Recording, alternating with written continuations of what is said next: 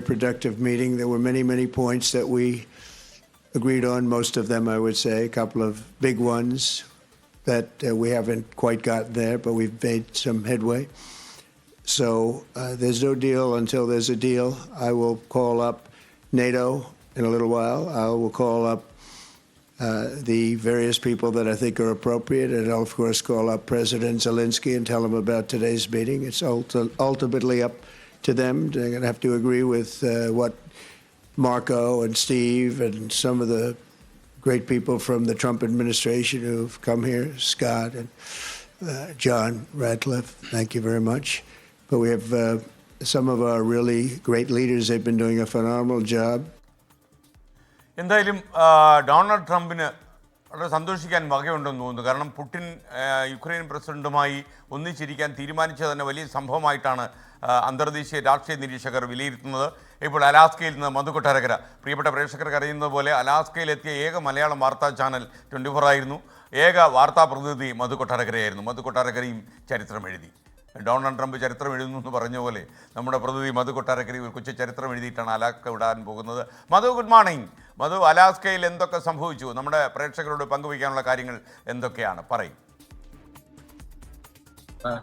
അലാസ്കയിൽ ഒരുപാട് കാര്യങ്ങൾ കഴിഞ്ഞ മണിക്കൂറുകൾക്കുള്ളിൽ സംഭവിച്ചു. കാര്യം അമേരിക്കയുടെ ചരിത്രത്തിൽ കണ്ട ഏറ്റവും സുരക്ഷ ഒരുക്കിയ ഒരു കൂടിക്കാഴ്ചയായിരുന്നു ഡൊണാൾഡ് ട്രംപും പുടിനും തമ്മിൽ നടന്നത്. പുടിൻ വന്ന നിമിഷം മുതൽ തന്നെ നമുക്കറിയാം B-2 ബോംബറുകൾ, ഇറാൻ ലക്ഷ്യമിട്ട് പോയ B-2 ബോംബറുകളും ഫൈറ്റർ വിമാനങ്ങളും ഈ തൊട്ടുപുറകിൽ കാണുന്ന വ്യോമസേന കേന്ദ്രത്തിന്റെ ചുറ്റിനും പറക്കുകയുണ്ടായിരുന്നു. പുടിൻ ആ സമയത്ത് ട്രംപിന്റെ ചെവിയിൽ എന്തോ മന്ത്രിക്ക് തമാശ രീതിയിൽ മന്ത്രിക്കുകയും ചെയ്യുന്നുണ്ടായിരുന്നു.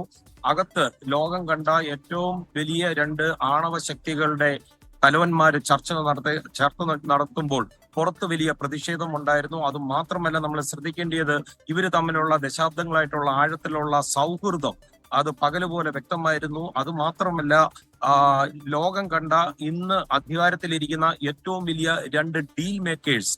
അതുകൊണ്ട് തന്നെ ഈ മേശയുടെ അപ്പുറവും ഇപ്പുറവും ഇരുന്നുകൊണ്ടുള്ള വിലപേശലിനൊടുവിൽ യുക്രൈനിൽ സമാധാനം പുലരുമോ, അവിടെ യുദ്ധം അവസാനിക്കുമോ എന്ന് അറിയുവാനാണ് ലോകം മുഴുവൻ കാത്തിരുന്നത്. പക്ഷേ നേരത്തെ നമ്മളെല്ലാം പ്രതീക്ഷിച്ചതുപോലെ, അല്ലെങ്കിൽ ഡൊണാൾഡ് ട്രംപ് പറഞ്ഞതുപോലെ, ആദ്യഘട്ട ചർച്ച തുടർ ചർച്ചകൾക്ക് വഴിയൊരുക്കുക എന്ന് മാത്രമായിരുന്നു. അതുകൊണ്ട് ഒരു ഡീൽ നടന്നിട്ടില്ല എന്ന് ട്രംപ് പറയുകയും ചെയ്തു. പിന്നീട് മാധ്യമ പ്രവർത്തകരെ കാണുമ്പോൾ സാധാരണ നിലയ്ക്ക് ഡൊണാൾഡ് ട്രംപ് വാചാലനാകാറുണ്ട്, എല്ലാ ചോദ്യങ്ങൾക്കും ഉത്തരം പറയാറുണ്ട്.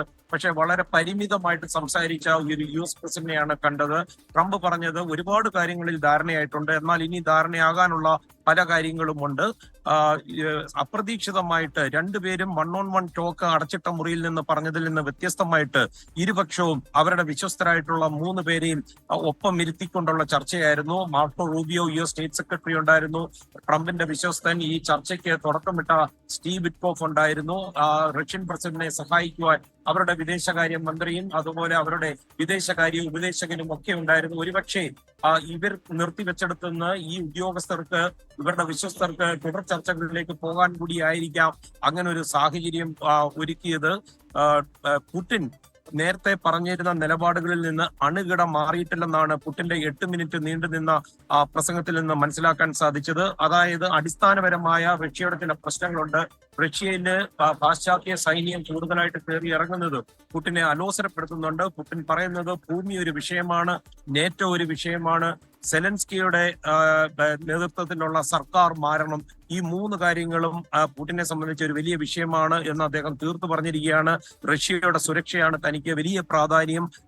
അതുമാത്രമല്ല, അദ്ദേഹം ജോ ബൈഡനെ പരോക്ഷമായിട്ട് കുറ്റപ്പെടുത്തിക്കൊണ്ടാണ് ഈ അമേരിക്കൻ മണ്ണിൽ നിന്ന് തിരികെ പോയത്. അതായത് കഴിഞ്ഞ ഗവൺമെന്റ് താൻ പറഞ്ഞത് കേട്ടിരുന്നെങ്കിൽ ഇത്രയധികം ജീവൻ പോകില്ലായിരുന്നു, ഡൊണാൾഡ് ട്രംപ് ആയിരുന്നുണ്ടെങ്കിൽ അത് ഇങ്ങനൊരു യുദ്ധം ഉണ്ടാകില്ല എന്ന് ഡൊണാൾഡ് ട്രംപിന്റെ അവകാശവാദം പരോക്ഷമായിട്ട് പുടിൻ സമ്മതിച്ചു കൊടുക്കുകയും ചെയ്തിരിക്കുകയാണ്. അത് മാത്രമല്ല, എസ്കേനെ ഇവിടെ വെച്ചിട്ട് ഡൊണാൾഡ് ട്രംപ് 3ാമതൊരു രാജ്യത്തിന്റെ ഭരണാധികാരി ആയതുകൊണ്ട് തന്നെ ഒരു ഡീൽ സമ്മതിച്ചിട്ട് പുടിന് തിരിച്ചു പോകുമ്പോൾ ഏതാണ്ട് 2 ലക്ഷത്തിൽ പരം റഷ്യൻ സൈനികർ കൊല്ലപ്പെട്ടതിനും അതുപോലെ തന്നെ ആയുധപുര കാലിയായതിന്റെയും ഒക്കെ സമാധാനത്തിന് പകരമായിട്ട് എന്ത് നേടി എന്ന് ആ ജനത ചോദിക്കുമ്പോൾ അതിനുള്ള ഉത്തരം പുടിന് വേണ്ടിവരും. അതുകൊണ്ടാണ് ഇത് തുടർ ചർച്ചകളിലേക്ക് പോയത്.